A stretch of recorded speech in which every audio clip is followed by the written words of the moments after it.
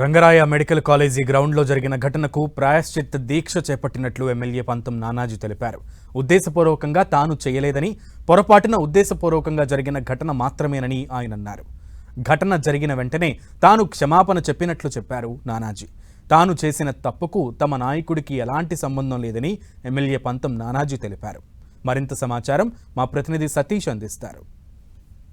RMC college గ్రౌండ్లో జరిగిన ఘటనపై కాకినాడ రూరల్ ఎమ్మెల్యే పంతం నానాజీ పాయిచత నిరాహార దీక్ష అయితే మాత్రం ప్రారంభించారు. ప్రస్తుతానికి నానాజీ మనతో పాటు ఉన్నారు. వారిని అడిగి మరింత సమాచారం తెలుసుకునే ప్రయత్నం చేద్దాం.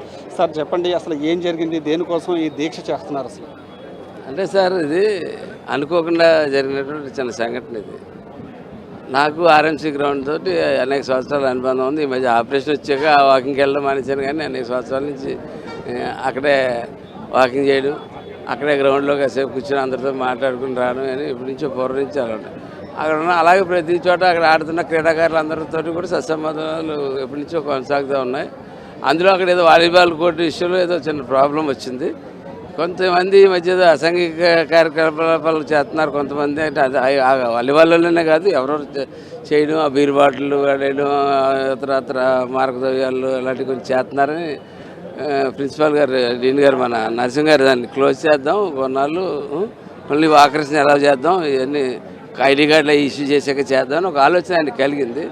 అందులో భాగంగా వీళ్ళని ఆగమంటే వీళ్ళు ఒప్పుకోకపోవడం జరిగితే నాతో విష్ణు గారు మాట్లాడిన తర్వాత విష్ణు గారు వద్దు, కొంచెం ఇబ్బందులోనే వద్దని చెప్పి ఆయన అన్నారు. సరే అన్నది ఊరుకున్నాం. అంటే దీనికి సంబంధించిన అంటే వైద్యులు కావచ్చు, లేకపోతే ఆ సామాజిక వర్గానికి సంబంధించిన వాళ్ళు ఉద్దేశపూర్వకంగా చేశారని కొంత హడావడైతే చేసే పరిస్థితులకు నెలకొన్నాయి. వాళ్ళకి ఏం చెప్తారు? నేను వాళ్ళు ఒకటే రిక్వెస్ట్ చేస్తున్నాను, నేనైతే ఉద్దేశపూర్వకంగా చేయలేదు, అది అనుకోకుండా జరిగింది. ఆ డాక్టర్ గారు కూడా నాకు బాగా పరిచయస్తుడు, మంచివాడు.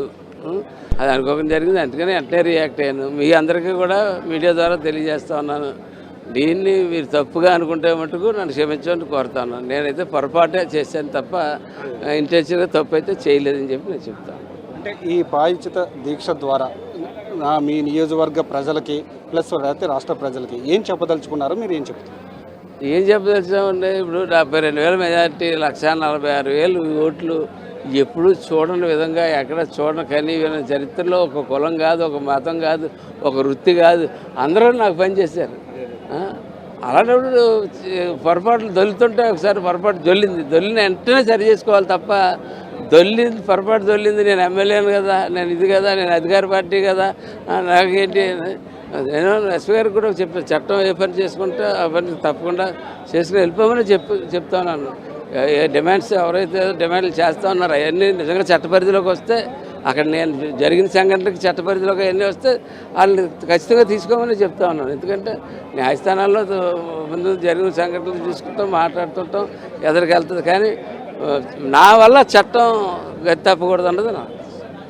ఆర్ఎంసీ కాలేజ్ గ్రౌండ్లో జరిగిన ఘటన కేవలం ఉద్రేకపూర్వకంగా పొరపాటునే జరిగిందే తప్ప ఉద్దేశపూర్వకంగా జరిగింది కాదు. నా తప్పుని నేను వెంటనే సరిదిద్దుకునే ప్రయత్నంలో అందరికీ కూడా క్షమాపణ చెప్పాను. దానికోసం ముఖ్య ఉద్దేశంతో ఈ రోజంతా కూడా పాయిచత దీక్ష కూడా చేపట్టని చెప్పి కాకినాడ రూరల్ ఎమ్మెల్యే పంతం నానాజీ చెప్తున్నారు. ఇది ఇక్కడ పరిస్థితి. కెమెరా పర్సన్ చైతన్యతో సతీష్, 10 టీవీ, కాకినాడ రూరల్ నియోజకవర్గం.